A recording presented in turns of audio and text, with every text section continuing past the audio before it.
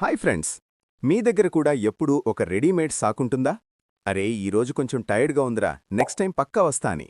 జనాలు మిమ్మల్ని బోరింగ్ అనొచ్చు, కానీ మీ ఈ డిసిషన్ వెనక ఒక సైన్స్ ఉంది.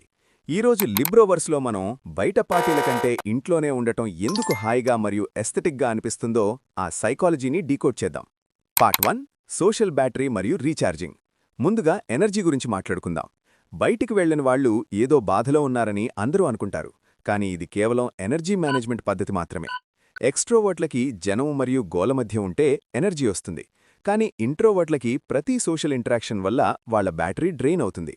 సైకాలజీ ప్రకారం బయటి ప్రపంచం ఒక లౌడ్ ఛార్జర్ లాంటిది, అది అందరికీ సెట్ అవ్వదు. మనలాంటి హోమ్ బాడీస్కి మన ఇల్లే ఒకే ఒక్క వర్కింగ్ ఛార్జర్. ఇది బద్ధకం కాదు, మన నర్వస్ సిస్టమ్ వైరింగ్ అంతే. Part 2, optimal arousal theory. ఇప్పుడు కొంచెం టెక్నికల్ సైన్స్ గురించి మాట్లాడితే దీన్ని ఆప్టిమల్ అరౌజల్ థియరీ అంటారు. దీని అర్థమేంటంటే ప్రతి మనిషి హ్యాపీగా ఉండటానికి వేర్వేరు లెవెల్స్ స్టిమ్యులేషన్ కావాలి. కొందరికి లౌడ్ మ్యూజిక్ కావాలి, మరికొందరికి కేవలం ఒక కప్పు కాఫీ మరియు ప్రశాంతత ఉంటే చాలు. బయటి ప్రపంచం చాలా అన్ప్రెడిక్టబుల్గా ఉంటుంది, అపరిచితులు, అనవసరమైన సోదరి కబుర్లు మరియు ఫాస్ట్ లైఫ్.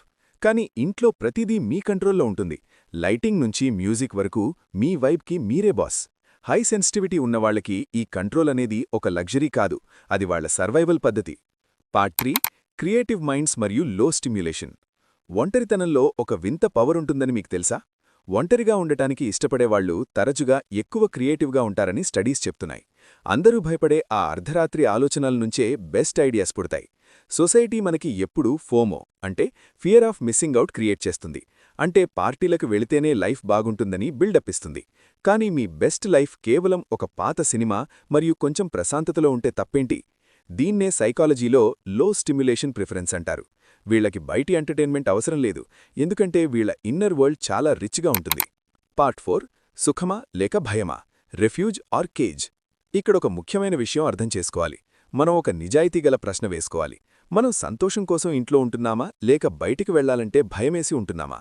ఒక్కోసారి సోషల్ యాంగ్జైటీ లేదా పాత బాధలు మనల్ని ఇంట్లో ఖైదీలను చేస్తాయి. సైకాలజీ ప్రకారం ఇల్లనేది ఒక రెఫ్యూజ్ అవ్వాలి, కానీ కేజ్ కాకూడదు.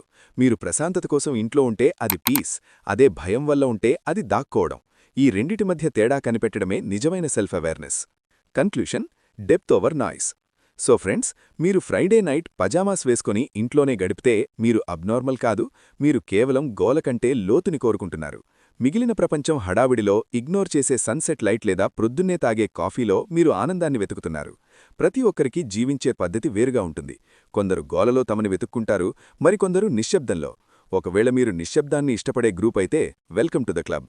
మీరు కూడా ఒక ప్రౌడ్ హోమ్ బాడీనా? కామెంట్స్లో చెప్పండి.